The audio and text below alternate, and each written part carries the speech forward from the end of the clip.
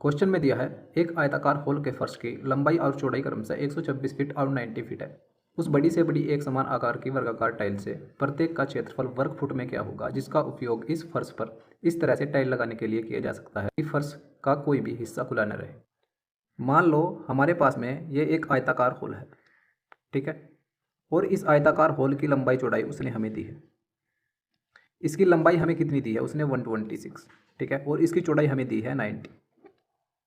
अगर हम यहाँ से इसका क्षेत्रफल निकालते हैं, आयत का क्षेत्रफल क्या होता है, लंबाई इंटू चौड़ाई, तो इसका एरिया क्या होगा, इसका एरिया होगा 126 इंटू 90, ठीक है। इस पूरे का क्षेत्रफल हमारे पास में आ गया और इस पूरे क्षेत्रफल पर उसको क्या लगानी है, वर्गाकार टाइलें लगानी है।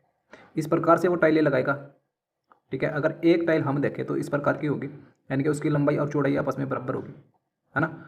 और अगर एक वर्गाकार टाइल की भुजा मेरे को चाहिए तो हम क्या करेंगे, इसकी लंबाई और चौड़ाई हमें कितनी दी है, 126 और 90। हम इनका HCF लेंगे दोनों का। इनका HCF क्या आ जाएगा, इनका HCF आ जाएगा 18, ठीक है। हम HCF ही क्यों लेंगे, क्योंकि 18 इसमें भी है और 18 इसमें भी है।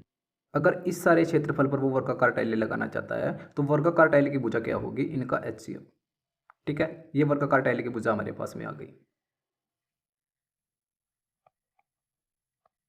ठीक है। और उसने हमसे क्या पूछा है, उसने पूछा है उस बड़ी से बड़ी एक समान आकार की वर्गाकार टाइलों से प्रत्येक का क्षेत्रफल वर्ग फुट में क्या होगा। प्रत्येक का क्षेत्रफल उसने पूछा है। एक टाइल की भुजा हमारे पास में 18 है और वर्ग का क्षेत्रफल क्या होता है, ए स्क्वायर, यानी कि भुजा का स्क्वायर। तो 18 का स्क्वायर करेंगे, ये कितना आएगा, 324। ये हमारा राइट आंसर होगा, ऑप्शन नंबर 3। एक क्वेश्चन और यहाँ से एग्जामिनर आपसे पूछ सकता है कि मेरे को टाइलों की संख्या बताओ कितनी है, टाइलों की संख्या, ठीक है। एक टाइल का क्षेत्रफल हमारे पास में कितना आया, 324, और इस पूरे का क्षेत्रफल हमारे पास में कितना है, 126 इंटू 90। तो हम मान लेते हैं जो इस पूरे क्षेत्रफल में n टाइलें लगी है, ठीक है, n टाइलें लगी है। अगर एक का क्षेत्रफल 324 है तो n टाइलों का कितना होगा, n इंटू 324, ठीक है।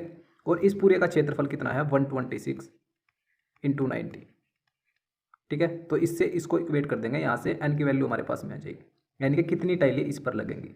324 से इसको डिवाइड करेंगे, 18 से डिवाइड कर लो, 18 से डिवाइड करेंगे 18, 18 से यहाँ पे डिवाइड करेंगे, 18 सत्ते 126, ठीक है। 18 से फिर से डिवाइड कर लो, 18 पंजे 90।